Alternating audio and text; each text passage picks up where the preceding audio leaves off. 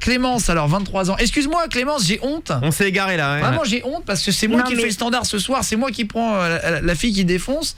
Et les standardistes me mettent quelqu'un qui est une escroquerie. Et en plus, je leur demande d'attendre à la vraie fille à l'antenne qui a raconté. Je suis un petit peu désolé Clémence, alors pour la peine je t'offrirai un cadeau. Ah c'est chic, c'est élégant. Oui, je t'offrirai je t'enverrai un bouquet de fleurs personnellement. Le boy là. De quoi? Bah il m'a quand même fait poroter 10 minutes le boy là. Ah oui c'est vrai. Le boy. Donc n'en fais pas trop non plus. Je t'offrirai un bouquet de fleurs demain. Avec une petite carte des hortensias. Ah c'est vrai? Oui je te jure, bah me crois pas. T'as de la chance. Ah non mais si moi je te crois, je te prends très au sérieux. Donc Aude te demandera ton adresse. Ouais. Hein, et va éviter de se tromper sur l'adresse. Oui voilà. Et va mettre son adresse dans le bouquet de fleurs. Elle valide. Et je vais l'envoyer chez elle. Bon, en tout cas Clémence, excuse-nous. Et alors vas-y raconte-nous alors ce qui était arrivé. On se racontait les fois on avait été témoin d'un crime ou d'un attentat et tout. T'as été infirmière à côté du Bataclan. Voilà c'est ça.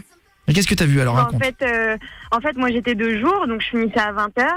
Et du coup après je suis sortie avec des copines boire un verre et tout ça, mais juste à côté de l'hôpital. Et après c'était vers 22h je crois que ça s'est passé aux environs. Et du coup j'ai reçu on m'a dit oh là là il y a des trucs qui se passent et tout ça, et on a senti tout de suite que c'était chaud, enfin que ça allait vraiment pas bien se passer. Et du coup j'ai pris sur moi et je suis retournée à l'hôpital dans le service où j'étais. Je travaillais en salle de réveil. Et du coup, je voyais que ça a tourné vinaigre. Du coup, je suis retournée travailler parce que je me doutais que j'avais besoin d'aide. En plus, il y avait le plan blanc là. Ouais. Ah, oui. Et c'est le plan blanc, c'est pour dire à tout le monde est obligé de venir. Non, c'est ça? Non, en fait, tous ceux qui sont sur place n'ont pas le droit de partir. C'est un non-stop quoi. Oh là là. T'as plus le droit d'en échapper. En même temps, t'es infirmier, tu vas pas dire ah les gars. Allez bip bip, j'ai match des j'ai showcase des matchs des. Et de toute façon, il y a tout qui est annulé. Attends, et toi t'y allais sans qu'on te le demande à l'hôpital? Non, enfin, franchement, on regardait un peu, tu sais, genre Facebook, les infos, tout ça, on voyait que c'était hyper chaud au Bataclan et tout.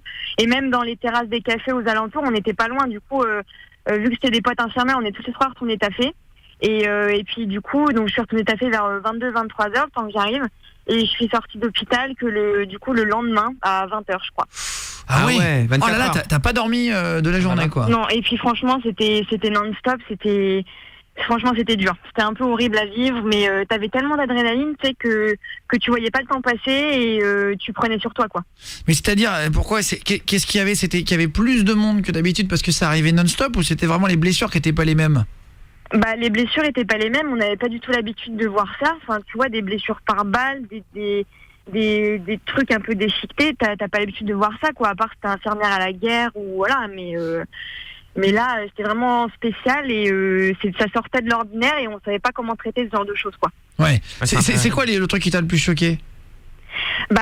C'était en fait j'ai des trous parce que t'as tellement d'adrénaline que tu fais tellement de choses en même temps que voilà, mais t'avais beaucoup de cris, beaucoup de pleurs, t'avais beaucoup de familles qui arrivaient pour savoir où étaient leurs proches. T'imagines, ça doit être dur là. Ouais voilà, et du coup à gérer le flux de personnes, enfin les blessés, ceux qui étaient pas vraiment blessés, ceux qui étaient juste paniqués mais qui avaient pas de blessures physiques, enfin en fait trier tous ces gens-là c'était compliqué. Ouais. Et les blessures, quand tu dis c'était quoi la blessure la plus impressionnante que t'aies vue?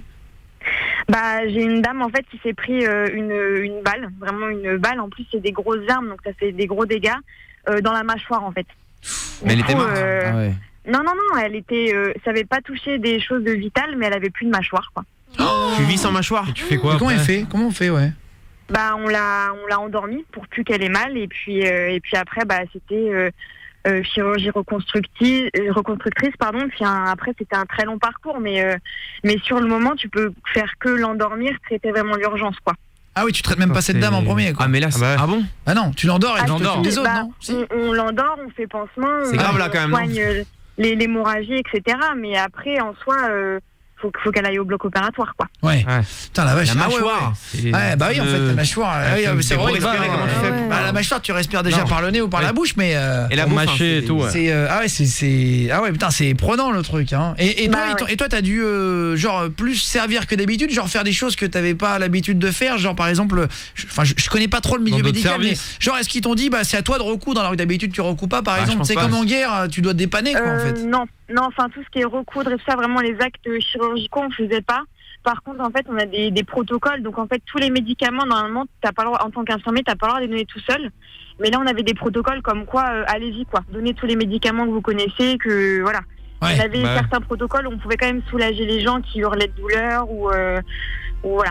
Ouais, putain, c'est dingue. On pouvait le faire. La panique. Ah, histoire, si vous voulez nous raconter aussi pareil, des fois vous avez été témoin d'un crime, ça peut être d'un attentat, d'un vol ou quoi, Guillaume et votre SMS au 61112. Merci Clémence, tu veux faire une dédicace avant de partir?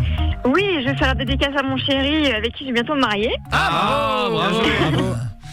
Et puis des gros bisous à vous parce que vous êtes vraiment géniaux et continuez comme ça et j'attends mes fleurs. Eh ben oui. Je te jetterai bien du riz dans la gueule pour te dire bravo. Mon mariage, mais t'es pas face à moi. Oui, je t'enverrai des fleurs demain pour m'excuser parce que je t'ai fait attendre. Ah, c'est mignon. Oui, je le ferai. Je peux te dire, je me donnerai ton adresse et je les commanderai moi-même. Ouais. Merci beaucoup. Sur Interflora. Tu les recevras demain matin. T'es chez toi demain matin? Je travaille, mais mercredi, je suis là. D'accord, je te les ferai livrer mercredi. Ah, classe, super. Bien. Ma petite dame, 11h du matin. Merci beaucoup. Un petit bouquet d'orties pour vous. Je rigole, on verra. Gros bisous. Bisous, Clémence.